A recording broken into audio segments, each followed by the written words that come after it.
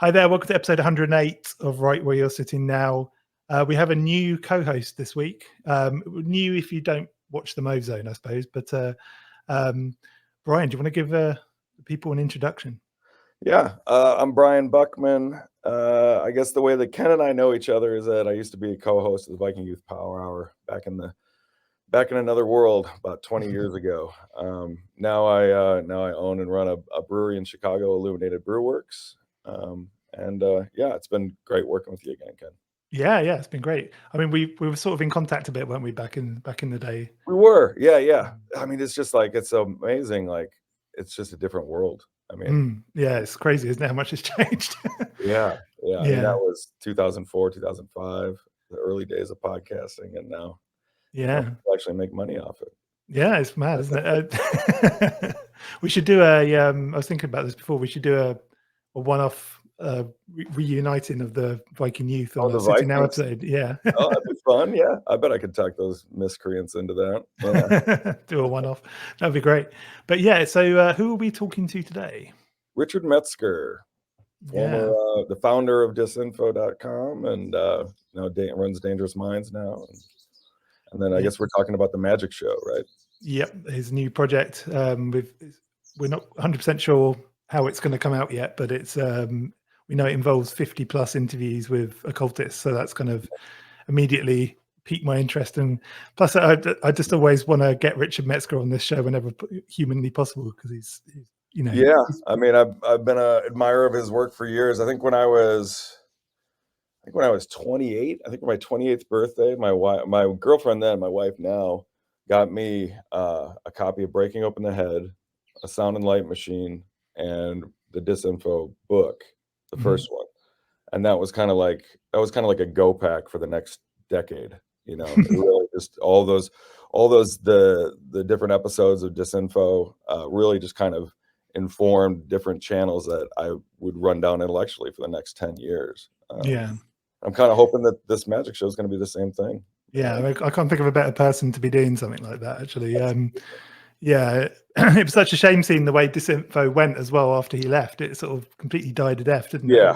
It was really sad. I think it was even taken over at one point by Above Top Secret, which is at one point. So that was like, oh god, yeah. But anyway, let's go talk to Richard now. Let's do it. You hear it in conversations, you see it in billboards. It starts to manifest that way. The Nike swoosh is a sigil. The brand logo becomes then charged not through sex magic or meditation, but through advertising and through marketing. These ideas could be weaponized to destabilize governments or bring down capitalism. I appeared on Tucker Carlson's show kind of as a fluke. The goal of these troll farms is to sow chaos. QAnon is a chaos machine. You can summon and harness spirits or demons to do your will. I like to think of demons like lawyers. You have a problem, you call them up, they fix it, you pay them, they go away. I believe that magic works because our external reality is alive and intelligent, and that intelligence wants to play. Magic is all around you. Do you see it? Join us and 50 occultists who are willing to reveal the magical foundations of modern society. How can you tell if a spell has worked? When they're dead. No, kidding.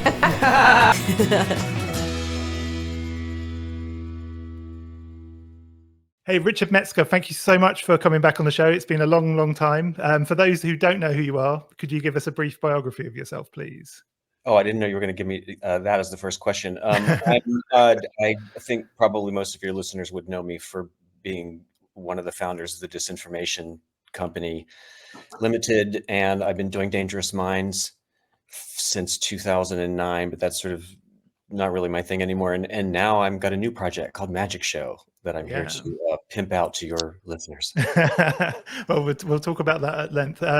Also, I kind of want to catch up a little bit because it's been a while and a lot has changed since we last spoke, especially countercultural things and cultural things seem to have really shifted. I was we did a show, and I think you did a similar show with Doug Rushkoff recently called What Happened to the Counterculture. And that was back in, when we did it, it was back in, I think, 2013, 2012, 2013, somewhere around there.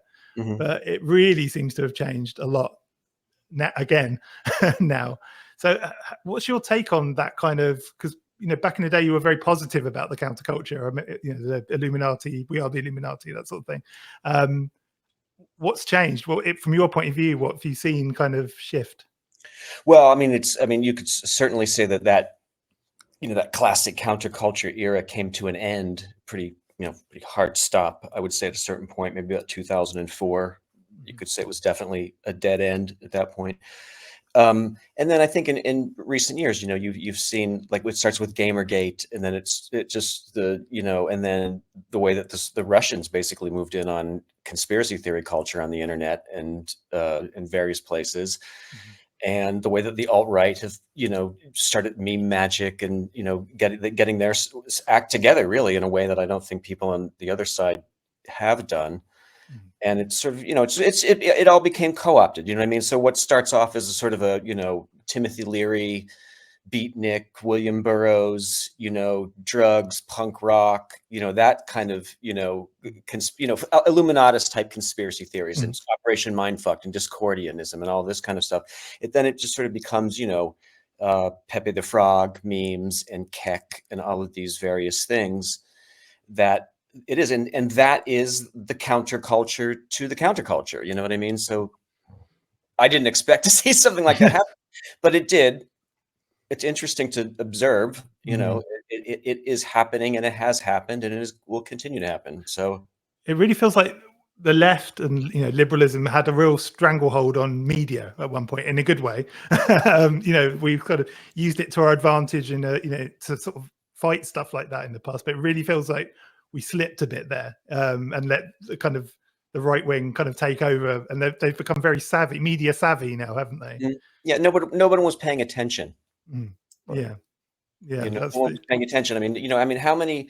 I would love to know how many people tune in to something like Steve Bannon's War Room or the Nick Fuentes show. I would love to know how many human beings listen to that. Willingly go there, dial it in, and listen to that for an hour or 2 hours of their day. I would be very curious to know about that. Yeah, I mean, Fuentes especially, he feels almost like a comic book villain to me. It's almost sort of unbelievable. It's almost, I don't know, I can't really put, it's so wrong. Does that make sense? Yeah. Well, it's like if Pepe the Frog was like, Pinocchio and became a little boy. Yeah. Fuentes. Yeah. It's true. Bannon, I mean, Bannon's an interesting character to me because of his sort of, he cites traditionalism a lot, capital T traditionalism, not Rene Guénon, Julius Evola, and that whole kind of movement seems to. We did a whole show on this recently, but that whole movement seemed to kind of have a kind of resurgence briefly. I never expected to see Guénon and Evola in the mainstream. I mean, you barely see them in the occult world, let alone the mainstream world. That was it. That blew my mind. I mean, Guénon especially. I mean, you have people like Dugin as well, who was kind of very influenced by Guénon. So it's almost like this strange, old school. I don't know what you call it, like old school kind of nasty version of magic, sort of rearing its head almost. Does that make sense? No, I think you put it very eloquently. I mean, Steve Bannon is a very intelligent man.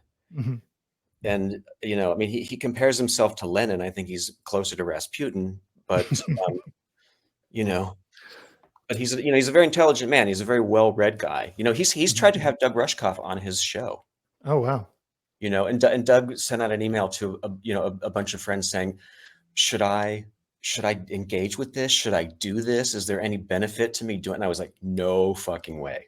Why do you say that? And your mind to his enterprise in any way? No. Don't you think that a dialogue with the quote unquote other side is essential to? I mean, they come into the left side's media sphere. Well, no, no dialogue with cunts. Right. That's perfect. Okay. Yeah. There's something. I mean, the way he sort of militarized the kind of lazy gamers in a way, didn't he? In a very kind of strategic and clever way. And I don't know. I just, yeah. I mean, using people like Molo Yiannopoulos and all these kind of characters, it's been, from a, purely journalistic point of view, it's been fascinating to watch how it all worked. And what's been more interesting is that it hasn't worked as well this time with this election coming up, in terms of QAnon doesn't seem to have the punch it had before. Q did reappear, but no one seemed to be paying attention anymore because it sort of flopped so hard at the end of 2020, didn't it? Well, the thing is, I remember I interviewed Robert Anton Wilson on a podcast that I did in like 1999 called The Infinity Factory, right? Mm-hmm. And it was one of the first interviews that I'd ever done. And I had a list of like 30 pages of questions that I wanted to ask him. And at the very beginning of the interview, he said, like, you're asking me stuff that I wrote about 25 years ago, and that I don't necessarily believe these things anymore. He said this, by the way, off the air between the commercial break. And he said, so I don't want to say that I don't believe in this stuff anymore because I want my readers to go through the same reality tunnels that I went through, and I want them to have fun with my books. I think that, and you come out the other side, you know what I mean? You come out the other side a real skeptic of that kind of stuff. And as he did, as I certainly have, but if you look at the, shit, what was I saying? When you guys showed up late, so I got really high before. That's okay. I was like, me too. Oh, I know what I was going to say. So I think that people, they see this stuff and they go through that same reality tunnel or that same process, and they start to realize, okay, maybe this is a bunch of bullshit. You know what I mean? Not all of them. Obviously, some of them are like true believers and true nutcases and have mental issues or whatever it is that would make them believe in and want to believe in such an insanity. But yeah, I think that a lot of them, the more intelligent ones have just sort of said, okay, fine, maybe I should back off. I mean, I've heard people who, there were two guys here that were doing some work on the furnace in my house, right? And one of them was going on and on and on about this QAnon stuff. And the other guy was just looking at him like, you are a fucking clown, dude. Would you just stop with it? I have no respect for you anymore, and we have to work together every day. I started to live tweet that, and then unfortunately they figured out what was wrong, and I didn't really get a chance to overhear much more of their conversation. But is it just, certainly like idiocy, stupidity is one key part of being able to resolve into those just inane conspiracies. But isn't there something else? Isn't there something else more there? Like, what is the drive to just desperately cling to a resolution that allows you to just absorb that kind of bullshit? It's like a mental contagion, isn't it? It is. It's a mind virus, and think about it. It's something that literally, it's like, invasion of the body snatchers. It's broken up families, these people who are such QAnon adherents. And people they just don't want to hear this shit anymore. It's like, go the fuck away. It's just, it becomes boring and it seems insane. Is it just an empty hole in people's hearts that is endemic in the culture that allowed it to thrive the way that it did? I think that's a good explanation. Yeah. How do we change that? How do we fill that hole? What are we filling the hole with? So we were up late last night too, having a pretty lively discussion. We watched your disinfo.con address and then listened to your Rushkoff talk.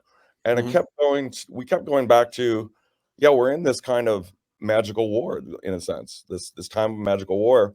And we know now that we have agency, that we have a place in the world, we have a voice in the media sphere. But what exactly, the right knows what they want to do and what they need to do, but what do we need to do? We have the agency. What do we do with that? What's the game plan? I don't know. That's I don't know. I think let's put it this way. I'm hoping to start a conversation with this new project where the group mind starts to figure that shit out, basically. Okay. You know what I mean? Somebody had to start that going. And I think that maybe I have an opportunity with, the help of someone like Grant and Doug Rushkoff, and Brie Luna and Gary Lackman and some of the other people. That conversation can open up now. And I think a lot of people can hopefully be attracted to that, that shingle. But I don't have an answer to you. I honestly, I don't know. I think that people should be better informed about this kind of stuff. You know what I mean? I certainly think if the average person understood exactly how the Russian troll farms work, you know, and how they did it and how long of a game they have played to get to where they are now. You know what I mean? That's I think that, you know, that's all part of media literacy also. Yeah. Yes. You know? And information. I have this theory about going back to what you're talking about, why people fall for this stuff. I have two theories actually.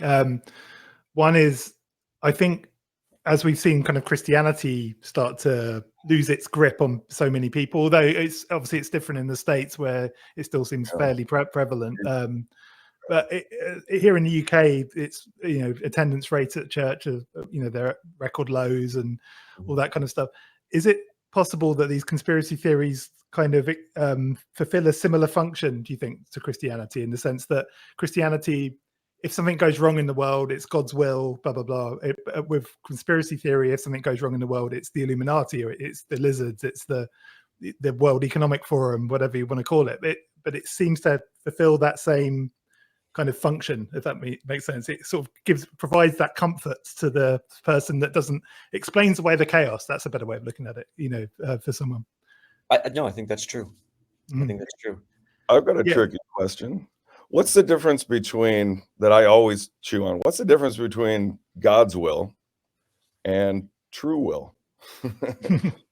You know, yeah. You got me. You know, like when you get into, like, it's my true will that's just pouring out of me. I'm living in my dharma, in the zone. You know, how is that different? You know, essentially when you get in there, then, oh, it's God's will. Yeah. You're the God now. Let's hope. Yeah. Yeah. The other sort of theory I have as well, partially, is because I've probably just been reading too much Baudrillard again recently, but I was looking at his idea of like the kind of hyper reality, and this idea that he always said that media would eventually kind of become more real than real, and, you know, people would start to believe crazy stuff and would actually perceive it as reality, sort of thing, over obvious other sources of information. So it kind of, that also seems to have actually come true, especially with the QAnon sort of stuff and the meme magic and all that kind of stuff. I was reading those books again because I read Baudrillard a long time ago and then read it again recently, and I was just like, my brain was just cracking. I was like, oh my God, he's literally predicting what's happening right now. This is really, really depressing. But yeah, that's what it feels like to me anyway. It feels that way to me too, from where I'm sitting right now. So, Richard, in your heart of hearts, I know you say you don't know what our move is supposed to be, but do you have hints? Do you have, you know, hunches of where you'd like to see it go? Like, if you could imagine a game plan, what would it be? The best play? I think if people understood the best ways to produce magic, and understood that to mean, I think in this case, we're talking about, when we talk about a magic war, we're talking about an internet-based war, if you will, or it's a tug of war about reality, with people who have, you know, who are completely shameless and have no morals and have no compunctions about just completely lying to people to manipulate them and get them to do what they want, or to take their money, or to do whatever else. But I think that if you have, as it were, you know, I'll say right-minded people, people who believe think like I do, then those people need to, I think, to have a better handle on what they could be doing, and what the other side is doing to them, and how they are being manipulated, and how they can play the same game. You know, I mean, I largely see magic as a very neutral thing. You know, it's, I can look at it from that point of view and say, well, many people on the alt-right are quite talented at this. You know, Alexander Dugin is somebody who's quite talented at that kind of black magic, which is harming your enemy at a distance. It is the very definition of black magic. You're harming your enemy at a distance. You're driving them fucking insane. You have people who are, you know, having flame wars with, you know, some 25-year-old Russian guy with headphones on who's just fucking with them. You know what I mean? Like, and that's how it goes. That's what they're doing. And that translates into people hating each other. It translates into road rage. you know, all this other kind of stuff. I mean, the Russians have found a way to get into the mind of Americans and people in other countries as well, but to get into the mind of the Americans, they understand us so well and what motivates us and what makes us hate one another, that they've manipulated this to a fever pitch, and they've done it brilliantly. I think if people start to understand exactly how that's happened, and how it's happened over time, and how the heat got gradually turned up over time until we got from there to here, you know, and that hasn't happened yet. That hasn't really happened yet. I mean, there are certainly some documentaries that I've seen and read, and books that I've read that really do this, but I don't think any of them have really made like a mass. They've reached like a mass consciousness, or those kind of ideas have reached every man. You know, it's really easy to destroy something when the people that you're working to destroy are kind of rudderless too. You know, you said it. Yeah, and we don't have a coalescing force. That way. What'd you say?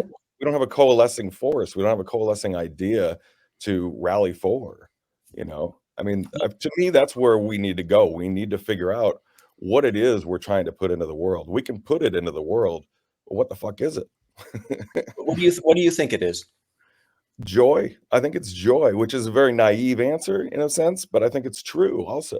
You know, if people can activate their nervous system, can activate the joy inside of themselves, their true will, if you will, you know, then that's the best defense against, you know, against the garbage. But how do you articulate that is the problem. How do you? You just articulated it brilliantly, I think. Yeah.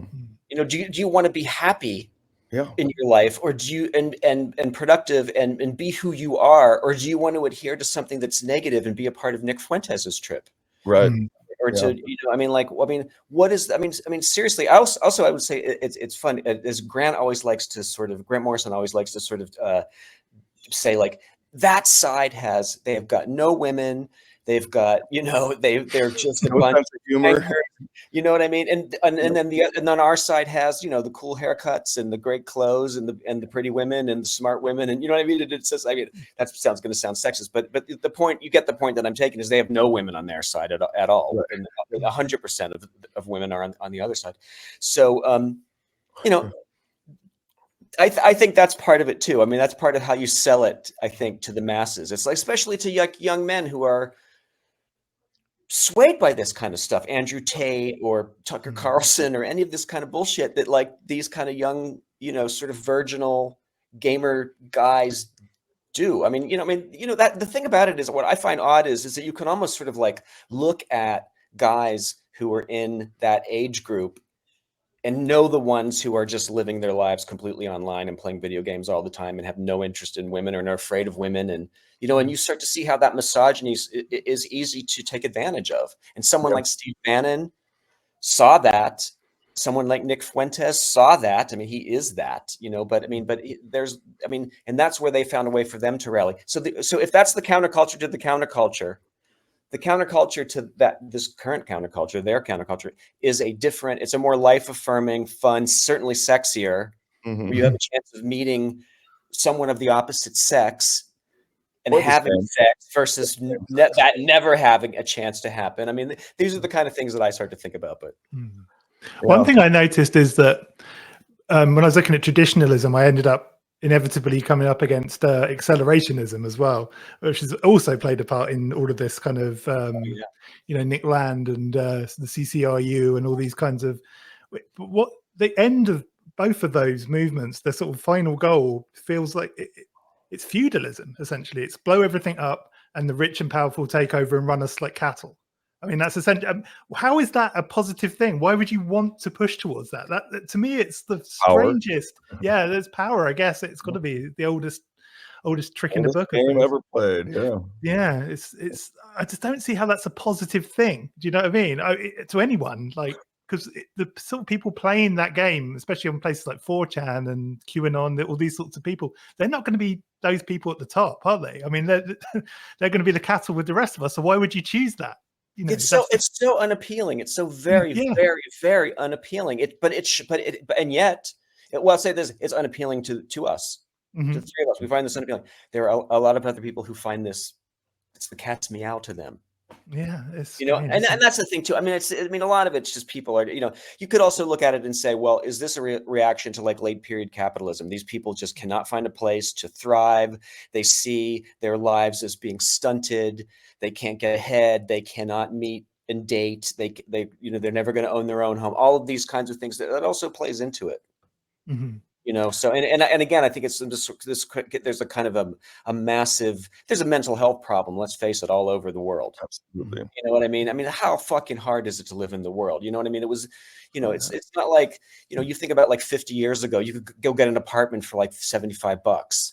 You know what I mean? That same apartment, that very same apartment is now $4,500, you know, in a city like New York. I mean, just imagine the psychic pressure that young people have on themselves just to keep a roof over their head at this point, you know, unless you're, you know, that's the thing is, and older people don't feel as much because they're locked into their mortgages, which they got years ago. So they're paying far less rent, you know what I mean? But I think that that's a pressure on young people that results in neuroses and then being susceptible to, you know, things like QAnon or the alt-right or all of this kind of stuff. So do you think like something like like universal basic income or something like that, some kind of economics resolution, you think that would help, or do you think it would just kind of kick the I think can? it would help a lot. I mean, you know, if you ask me like, okay, what is your philosophy in life? I would say that I'm a utopian.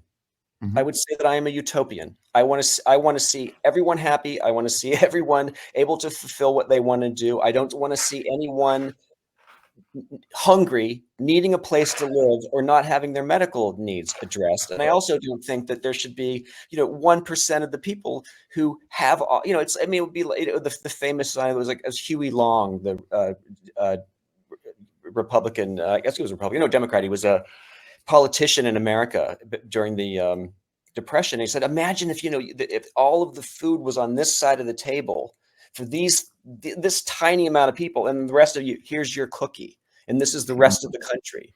You know what I mean? Like if people saw it in stark terms like that, they would be outraged, you know, but they don't. They have no idea. You ask people, you know, you always see these polls and they ask people like, how much do you think it takes to be rich in this country? I mean, they have no idea. They have no concept of how rich the very rich are and how much they are putting into that. I mean, you know, it's like if you try to explain to somebody, every time you shop at Walmart, you are putting money into the family of into the hands of the Walton family. They are taking a little tiny bit of every sale that goes into that you make or anybody.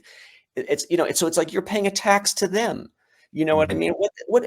That system made sense at a certain point. It doesn't make any sense anymore, and it's going to make far less sense when AI just makes a Godzilla-like rampage through the possible jobs in general, all categories of jobs. You know, I mean, imagine being an accountant, an architect. You know what I mean? A lawyer. So many of these, you know, high-paying jobs, they're just going to vanish. You know what I mean? You're not going to need a team of 75 architects to do make a skyscraper in Manhattan anymore. You're going to need about 6 people, you know, and that's going to be dramatic. When these fuckers finally get all the money that they're going after, then what? If they have all the money, which they'll never have all the money and they'll never be satisfied having all the money. But let's just say theoretically, they get all the money, they get all the stuff, all the toys they want, and there's nothing left for everybody else. Does that then eliminate their power? You know what I mean? Well, I think that they would probably be torn limb to limb after a certain point, should that have occurred. But, you know. Right. Well, but what happens when the resources are gone? I mean, obviously, there's still that drive to live, that drive to thrive. So maybe just give them all the money, because I'm sure you know plenty of wealthy people too. They're not happy. I know a lot happier broke people than I do wealthy people. Now, wealth certainly solves some problems, but it doesn't fix you. No, that's true. Your problems just become bigger problems. Yeah. It's but I think universal basic income is going to be, it's right around the corner. It has to be. It has to be. Yeah. When you don't have jobs anymore, you gotta do something. Well, the thing is, but it's the middle class jobs that are going to be the ones going away. What I mean, it's going to be the well-paying jobs that are going to be the ones that are going away. Already That is what's gonna shake, well, this country for sure, I would say. Yeah, and this country as well, I think. Yeah, it's I don't know, it's strange. I completely lost my track there. What was I had a really good idea and then You stoned also? Yeah, no, I'm not. I wish I was. Oh, that's right. So, do you think? I mean, I remember we spoke about this on a show years and years ago. We were both bemoaning the loss of kind of record shops and occult shops and things like that. Do you think, on a smaller level, people moving almost exclusively onto the internet and away from these kinds of countercultural outlets almost, because that's kind of what they are, aren't they? I mean, a cult bookshops and a good record shop will be a kind of source of, you might meet people there. The guys that run the store might recommend things to you that might change your mind. So do you think the internet may have taken that away to some degree, that kind of human contact, and instead you're in these kind of digital bubbles where everyone's kind of, reinforcing each other's ideas essentially? Well, I mean, yeah, I mean, the record stores have made a sort of a roaring comeback, I think. Okay. Also. You have a lot of I think there's money to be made selling vinyl in a big way. In fact, the local record store here tells me that they've been having their biggest years ever after 20 years of being in business, and they sell a lot of counterculture, zines and stuff like that as well.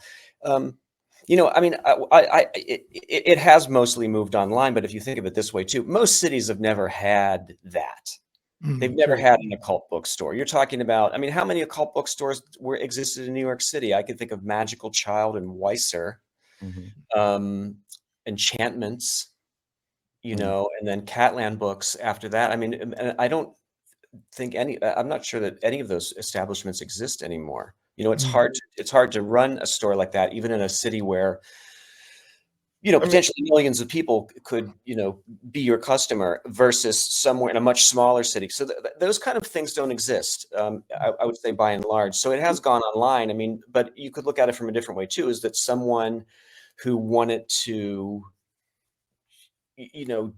have their tarot cards read, or just, they can meet that person now on Instagram and do that. Whereas that was not something if they don't have a store like that, they can't just go and do that. So that's where it's kind of happened. But I wanted to tell you one thing that I noticed was when I first was trying to book guests for Magick Show, it was really difficult and it's still difficult when I'm trying to promote it, to find any sort of central repositories of okay, here's where everybody meets to discuss magic. You have really big ones on Reddit, they may have 500,000 people that are signed up, but there's only 25 people, 35 people online at any given time. I mean, and that's, and those are fairly robust boards. But beyond that, everyone talks about, there's all these occult Discord sites.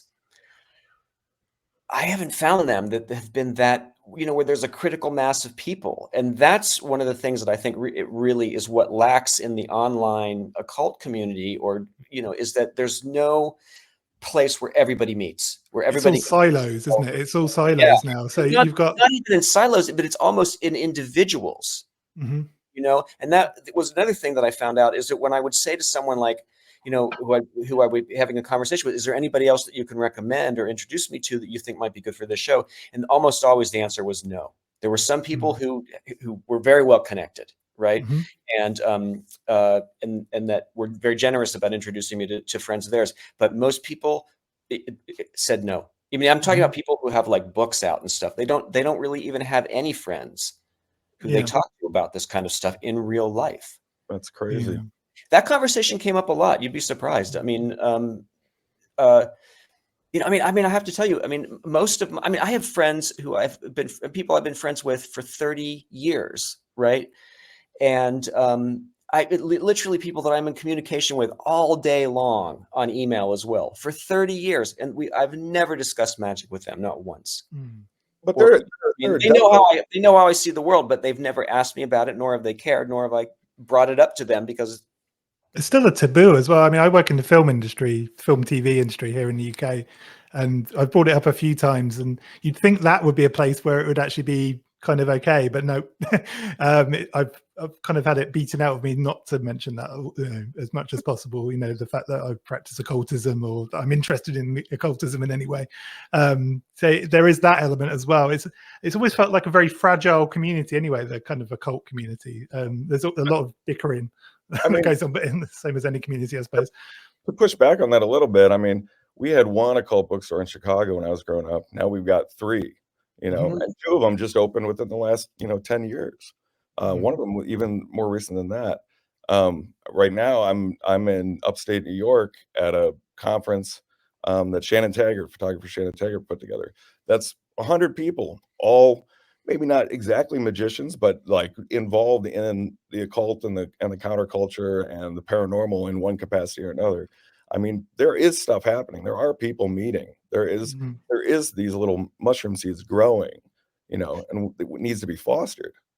I think pulling people out of the internet and getting back and meeting together in person is essential to whatever solution we come up with.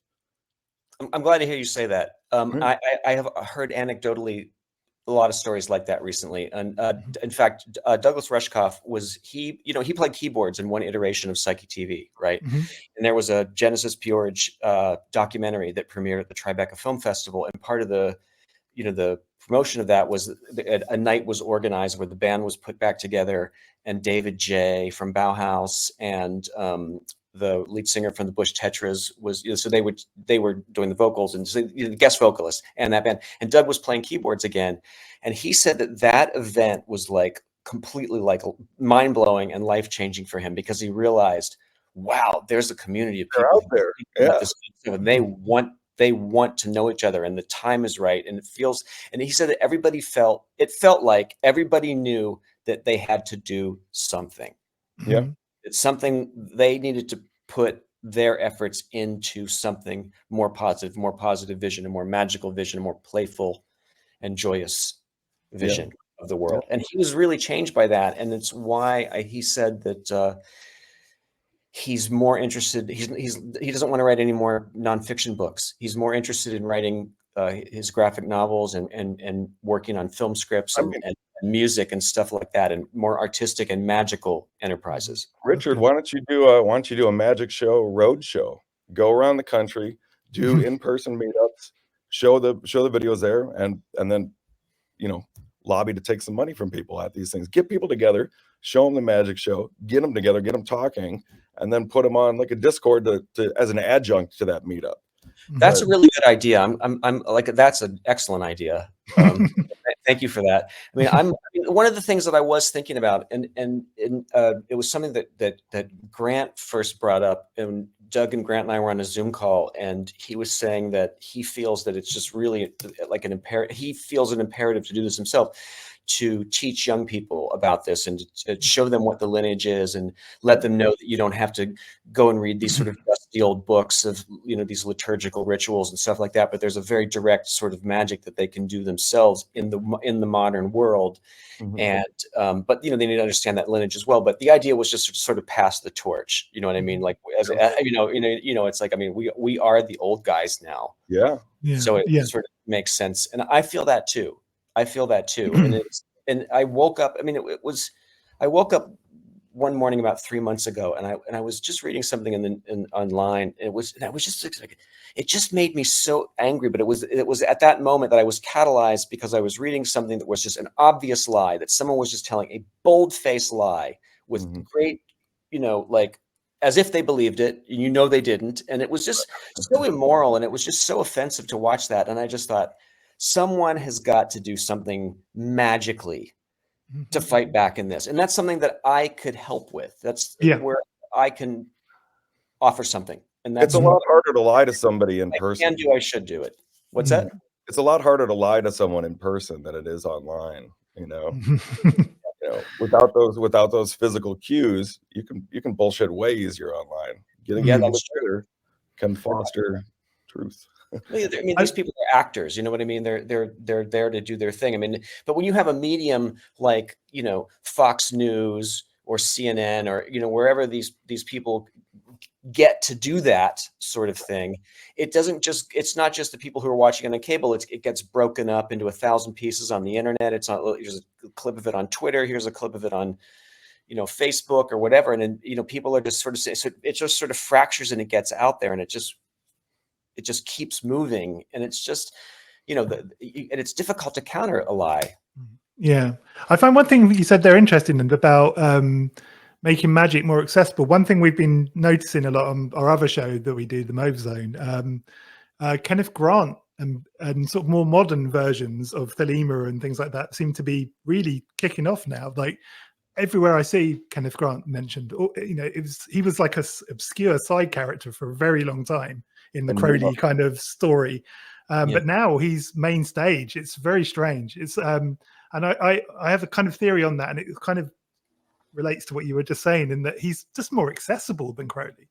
Crowley sort of writes in this kind of almost Christian, old biblical kind of language, doesn't he? He writes as if he's writing kind of biblical texts a lot of the time, and you have to, there's a lot of what he called occult blinds, where you have to sort of know stuff to know what he's actually saying, and all this kind of things. Where when you look at Grant and Nima and people like this, they're much more straightforward and modern in the way that they write, and I think people are starting to find that quite accessible, and people are starting to. A lot of people I know actually prefer reading Grant now to Crowley, which is really interesting. I've never encountered that before. Well, I think with Crowley and Thelema, you have to read those books like 2 or 3 times, all of them, all the way through, before you can sort of mentally cross-reference what he's referring to, and before you can really make any real sense of it. Obviously, he's the most intellectual writer about magic, and to my mind, the most fascinating writer about magic. The whole Kenneth Grant thing is, I have to say, I've read all of his books except for the most recent one, right? The Ninth Arch, yeah, not impressed. To me, it seems like fiction, to be perfectly frank. And when someone will say, and I've heard, very brilliant people I respect say, well, with Grant, it's like, he's lulling you into this like space, and then he can, he's playing with your mind, like these kinds of things, or, that, or even if it's just, he's referring to fictional things and then treating things that are known to be H.P. Lovecraft, known to be fictional, as if they are true. And then someone believes that it's true. I think it's fun. Right. I think there's a certain level of fun that his books have. I have enjoyed reading them, but I would have to say that for the most part, his scholarship is almost non-existent, as are his footnotes. There's the whole thing about the lamb drawing that Crowley gave him, and all of this kind of stuff. Well, if it was so important to Crowley, why did he never write about it? But it's so important to Grant. And then you also, when you hear about in the various ways that, are known that he and his wife were sort of, they would make the legend of Austin Spare a bit more than it was, you know what I mean? Or Mrs. Patterson becomes more of a thing because it was and that was a way that he was marketed. Right, while he was still alive. I mean, that was part of the, there's this new interest in witches and Gerald Gardner, and let's try to sell your art in that way. So paint some more witches. You know what I mean? And I mean that's how that happened. You know what I mean? I don't think it does anyone any real benefit from believing or basing their worldview on what is essentially very interesting, very exotic, magical fiction. Very personal, right? With it. It's very personal. Every time I read Grant, it's like it's interesting, like astral work, but it seems very personal, like to his work. Like, and when I read it, I'm like, well, I should just be reading my own journals. I mean, I've got the same crap in my journals that's very important to me, but like, why should anyone else care about it? It doesn't seem to translate beyond his personal experience, but then somehow people are. It does seem to be maybe also why the conspiracy community definitely seems to have picked up on Grant a fair bit. Well, that's like magical conspiracies. He's weaving magical conspiracies. He's tying this to that, and this person did that, and it caused this cosmic chasm to open. You know what I mean? I mean, most people read about Jack Parsons for the first time through grant, Mhm. right? Yeah. Outside, Yeah, of, which it is interesting though. The because I've been, because of the show, it's on YouTube now, so we're a bit more visible, I suppose, than we used to be. But I get invited on these kind of panel discussions every now and then, and they're always conspiracy crap. But I always go on them. I get tempted just because I want to correct people, I suppose. But always, it's the two things that always come up. One is the footnote from Crowley where he says, a blonde child, is the best, or whatever, kill 125 children, where he's actually talking about masturbation, obviously, and you have to explain that to them. And I've had to explain that on 3 different panels now. And the other one's Lamb. And actually, if you look at Lamb and the history of it, Lamb, the thing that Kenneth Grant claims, at least, is that Crowley saw, Lamb during the Amalantra working. I always get that. Yes. Alamantra or Amalantra? Anyway, that was something that appeared as a result of that working, but it actually wasn't. It was a completely separate occurrence. And according to Crowley's diaries, it was a completely separate occurrence. So either Grant made it up, or Crowley didn't think it was that big a deal to mention, like you say. And it's like, yeah. So it's funny how. But there's a whole cult of Lamb. There's so many people to that idea, and see that as that. Look into his eyes. There's some kind of gateway. Mm. Come on. And they cut off. There's like a little bit of Sanskrit or something at the bottom of the original picture that I can't remember what it says now. Actually, I'm going to get murdered for this. Doesn't it say llama, or it's llama or something? Yeah, I think it's meant to be a llama, isn't it? But anyway, let's talk about your project, because we haven't actually really named it or mentioned it yet. How did you tell us what it is first, and then tell us how it came about? It's called Magick Show, and for Magick Show, I interviewed, I think at this point, 51 to 53. I haven't counted it recently, but like a lot of people. There's like 53 hours of footage on 4K of interviews that I shot with a lot of different, occult practitioners, real life witches, and experts and historians, like Mitch Horowitz or Gary Lackman, it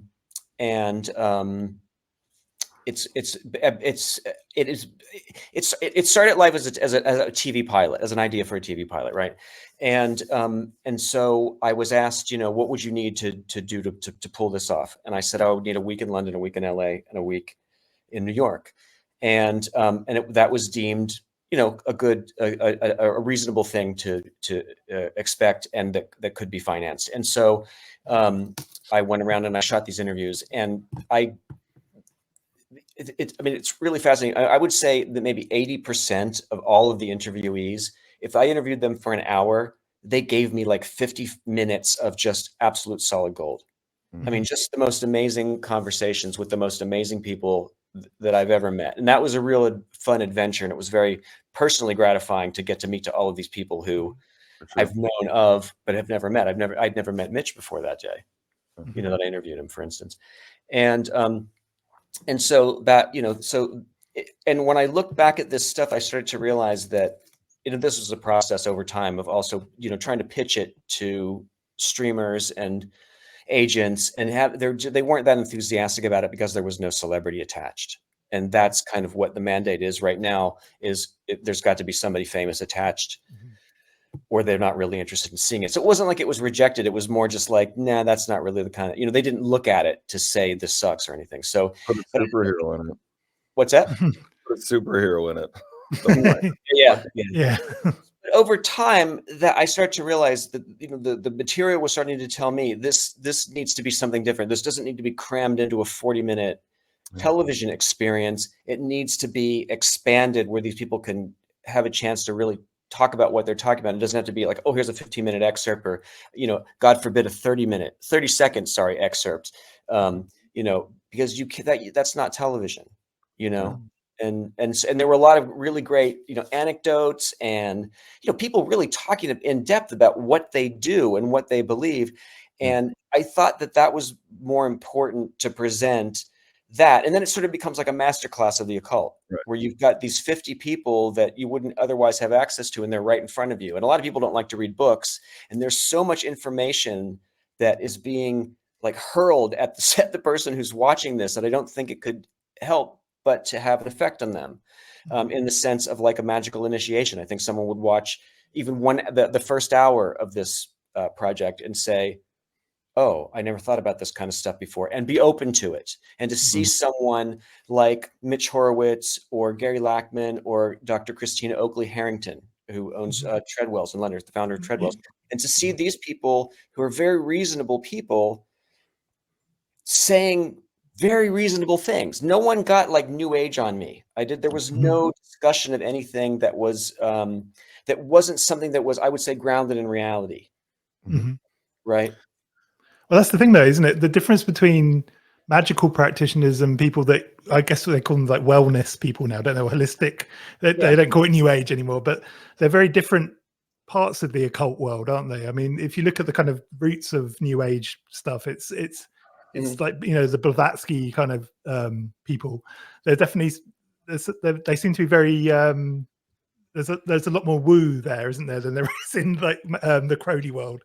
So that's gratifying. Well, I mean, it is. I don't know if that's true or not, Ken. Oh, okay. But, okay. I mean, you've really got to think about it. But I mean, the Crowley world, there are people who are lining up to eat cakes of light. Yeah, I suppose so. Yeah. I mean, no offense to anyone who's done that, but it's just not something that I'm going to do. Do you have an idea, Richard, of like the shape that this is going to take? Like, is it going to be set up as a coursework, or is it going to be something you know, roll into, or how? That's the thing. It's like, in a sense, it's like my whole, I mean, I get asked that question a lot and I don't have a good answer for it. I mean, because in a sense, like my whole, like my existence right now is to push this motherfucker over the line on Kickstarter so it can exist. You know what I mean? I'm trying to get, 300 to 1,000 people who are willing to, put some money behind this so it exists, so it can be in the world, and that's, making it into some kind of a business beyond that. I don't know. I don't know where are you going to exhibit it? I don't know. Where will it be distributed? I don't know. But I do see, or I'm starting to see, it's starting to form in my mind, is this idea of there's some kind of teaching situation. And I don't want to do it where I do like, a video lecture and record that. I want to do it where I can actually have a real discussion with people and they can ask questions and stuff like that. And like I say, and Grant was really like, in this conversation, he was really like drilling this into my head, like, this is a great idea. And I walked away from that conversation thinking like, yeah, he's right. And it's something like, again, it's something that I can do. It's something I feel like I can offer, and if I can't offer it, I should offer it, because it's that time in history. That's the way I look at it. Where are you at? I'm sorry. Where are you at with the raise right now? It's just under 50% in, I think, 12 days or 13 days in. So there's another 30 some. There's a month to go. Okay. There's a month to go. I know how people can give you the money. How can people help raise the awareness of it too? Thanks for asking that question. Really, it's anybody who's watching this who feels inclined to want to support that project is if you could just go to either the Instagram page that's set up, it's Magick Show Central, or look at the Dangerous Minds Twitter feed, or on Dangerous Minds itself, or just DM me or whoever's going to be doing the Twitter at that moment, and they can get you that kind of stuff. But we'll send you like JPEGs, the stuff that you could use, but it needs to go out on social media. That's the thing that and it's what's been lovely is that I've been meeting people who I've known about on Instagram, and they're contacting me and saying, how can I help you? And in some cases they've got 100,000, 200,000 followers. And so that starts to crack that. But what I have found is that it's not, I mean, every day I'm having to push this really hard. 2 weeks into this, it still hasn't, I would say, gone aloft. It has not reached a critical mass or where it's out there and I don't have to do anything about it. It's just going on its own accord. I haven't been able to get it to that place yet. And I'm hoping that that's going to happen soon. And the only way that will happen is if people take it upon themselves to share it on their social media and help me do that. Well, hopefully we'll generate some, we have, especially on the audio side, we still have quite a big listenership that may not know about it. So hopefully we can, do some work. Maybe we'll put the Kickstarter pitch video at the end of this video as well, and, see what we can, drum up some support for you. Yeah. But yeah, I mean, So how did you go about selecting the participants for this? Like, do you have like, is it through your lens of Magick, or is it through, are you trying to be as broad as possible in terms of the kind of practitioner? Well, I mean, I was trying to be as broad as possible, and I was also trying to show the sort of breadth of the scene as it started to exist. So it's I didn't want it to be this kind of like white European thing, or or like middle-aged old man thing, So there's a good mix. I would say there's probably more females in the show than males. Okay. And so you asked about how did I choose people? That was interesting, right? And one of the things that I found was there are a lot of females who put themselves out there on YouTube and on TikTok and on Instagram as witches or as magicians, and there are very few males who do. There are not that many. It was difficult to find young men to do this. True, actually, yeah. There's a lot of I can think now. I can think of like 10 fairly successful online like female Thelemites, but I can't think of any men at all. Actually, no, I didn't find them. And so, but one of the things that I did immediately was I went on to TikTok to look at, the witch talk hashtag and see what that brought up. And by and large, it didn't bring up anyone who was willing to put their face on camera and be out there to talk about these kind of things. Maybe that's because of their jobs or their families or whatever other reason, but and that's a compelling reason, obviously. But I would say that 99.75% of witch talk videos you do not see a human face. You do not see somebody speaking at you. You see sage. You see candles. You see like a POV almost, yeah. And then you see like a quote, an inspirational quote, and that's what it almost all is. Almost all of it, And so TikTok was not a place where I found a lot of people. I have to say, a lot of people were known to me already, and many of the people. I would say probably half were people where someone recommended somebody. Oh, I know somebody who would be great for this. There were a lot of people who I contacted who didn't want to do it because they didn't want to be on camera because of their, they have a government job and they write their books under pseudonyms and that kind of thing. I mean, you gotta get out there. How the fuck are we going to change anything if everybody's scared to show their face? I mean, that's ridiculous. I suppose it is the occult. Yeah, that's a gripe, and that's not productive anyway. Was there a thing? Is there a moment that you remember? There's probably several of them that really kind of blew your mind, that you felt like you learned something new as you were talking to these people. Not in that way, but I heard metaphors and ways of describing magic that were unique and poetic and beautiful, and that were, from the point of view of somebody who's producing. When someone says something like some of these people say on camera, and they say it so brilliantly, and they, that was, that's where my mind was blown. It was just continuously of like, my God, I'm getting so much good material here. I mean, someone like Mitch Horowitz, right? He was so good on camera. Is like he would, like, I'd ask him a question and he would go like this. He would think, he would put his head down, he would put his head up, and then he would just start. And his answers were always perfect. They were just the right length.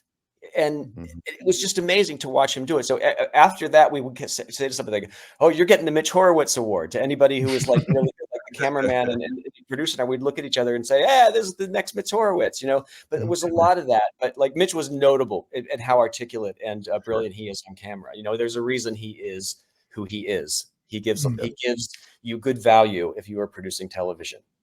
I guess another question would be, when you were selecting the participants, how did you weed out the kind of, because there's also obviously there's a lot of successful social media magicians and occultists that are on the wrong side of things, a lot of them. So how did you go about weeding out? Well, because, I mean, look at it. I mean, this is magic is seen through the point, my point of view largely. So I'm going to get people who I agree with, for the most part on camera or so I'm not going to I don't want to promote the views of some, racist guy who's into like Northern, like Norse stuff or something like this. You know what I mean? It's the pagan world is, you don't have to go very far to find racist. Yeah, well, I'm assuming there won't be any members of the Order of Nine Angles then. Yeah, good. Yeah, that's a good thing. I don't, again, no dialogue with cunts. I just don't see it. It's just not something that I don't want to give people access to it. I don't want to promote it in any way. Mhm. That's just not wasn't my goal with this. Yeah, that's good. So I guess sort of aside from supporting this new project, like what's your kind of message to people these days? You know, when you talk to people about the occult, what do you say to them these days, considering what's been going on over the last few years? Like, is there still a positive spin that you can put on things? Yeah, I think so. Always. I mean, I'm an optimistic person by and large. I mean, I think we're going through a really terrible time in human history, especially in the West and especially in America right now. I mean, the British got it right, thank God, and the French, in the end, sort of did the same. But I mean, it's an unimaginable. I never expected any of this would happen. The idea that fascism is basically alive and well and thriving in the 21st century is a shock to me. I never ever thought that I would see that again in my lifetime. You would figure that the human race would have gotten that out of their fucking system already, but no. And so I see it, I mean, to me, this whole thing, and you have to be, I go back to what you were saying before about joy. You have to bring joy into this. It's like, this is, it's good versus evil. It's smart versus dumb. That's the way that I see it. It's just, that is what it is. There's certain dark people who are able to use propaganda and the media to control other people and to really get in and infect their mind with bullshit so they can exploit them in some way. Whether it's that they join a militia and support, this kind of activity, or they get involved in white nationalism or all this kind of stuff. I mean, that's the time that we live in and has to be fought back. So it's a good versus evil. It's a happy versus sad. It's a pathetic versus healthy issue. Yeah. So I think that's kind of where I'm at with it. We need to become the Illuminati again, basically. Well, I mean, that's the thing is, if not now, when? If not now, when? This is the moment. Is doing nothing an option? No. That's what I want to know. I don't think it is. No, it got so bad here that even I went out and campaigned for Labour. So, for like weeks on the streets. So it was, it was. Where you live. I mean, that's the thing is to let the opposition party stay in power and just ruin the country. I was there for 2 weeks. I was in London for 2 weeks when the whole Liz Truss, will she outlive a cabbage thing was going on, and will she outlast a cabbage? And I couldn't believe that was one thing I have to say. I've never seen a population more united in one thought. This fucking idiot has to go. It was astonishing to me as being a foreigner to sort of parachute into London and see the media for 2 weeks. Just everybody had the same opinion. This woman is a fucking idiot. How the fuck did she get in this position? She's got to go. She's got to go now. Cab drivers, you heard people talking about it on the subway platforms. I mean, it was just the way that it was. And it was absolutely extraordinary thing to witness, I have to say. And if we can get people as energized about politics as they are about politics at the moment, as the same into magic, then that would be great. That'd be a great thing. We better get people into politics here in the States pretty quick. Yeah. Hasn't it been remarkable what's been going on in the last 3 days? It's like the ground shifted under the politics. Yeah. That's Kamala Harris's speech was amazing, I thought, but that Beyonce commercial, that's something that is going to, in terms of just looking at it as a piece of like pure political propaganda, it's very, very well done. She has Beyonce. She looks quite good in it. The way that she goes against Trump is pretty, she's punching him really pretty hard. And like I say, and who would have thought any of this was going to be the case like 72 hours ago, it's just remarkable. Yeah. What's going to happen in the next 72 hours? Hopefully America will have the sort of uprising of the left a bit more like France just did. So that would be amazing. And then we'd have it could happen. I think it could happen. There's more people who I would say this, probably 1/3 of this country are a bunch of fucking assholes. And that's what we now know for a fact. If you know what I mean, like there's no denying that. One out of every people you meet in this fucking country are fucking assholes. They're idiots. There's no reaching them whatsoever. Right. Yeah. But that's still a minority. There's still, they can be outvoted. Well, fingers crossed. Anyway, thank you so much for coming back on the show. I really appreciate you giving us Well, thanks. some I of your enjoyed time. speaking to both of you guys. Thank you for your ideas. Yeah.